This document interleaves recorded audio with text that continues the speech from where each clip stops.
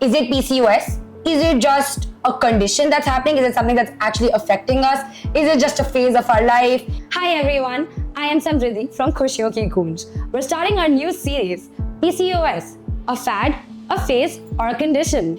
Today, we have with us Dr. Gunjan Gupta Govil, leading IVF and fertility specialist from Gunjan IVF World. Hello Dr. Gunjan, how are you? Hi Samriddhi. Thanks for inviting me. Thank you so much for coming for this. So the first thing I want to ask you is, what is exactly PCOS? Well, PCOS is a condition of hormonal imbalance which affects from young to old, from 12 to 45 can be affected, pretty common.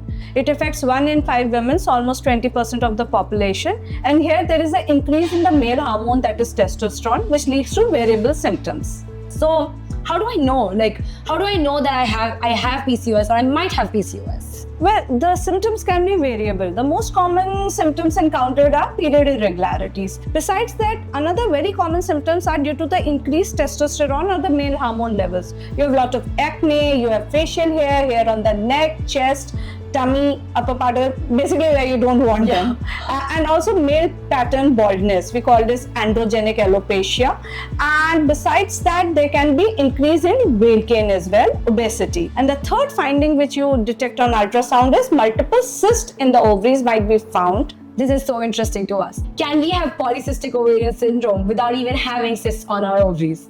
Well, before we get into the answer to this question, I want to ask everyone to follow, like and support both our pages, Khushiyon Ki Goonj as well as @Gunjan IVF World.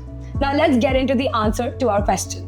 Well, the answer to your question is that you can actually have PCOS without having any cysts in the ovaries. It is one of a common presentation, but it is not 100% presentation. So you can actually have PCOS but have no cyst in the ovaries as well.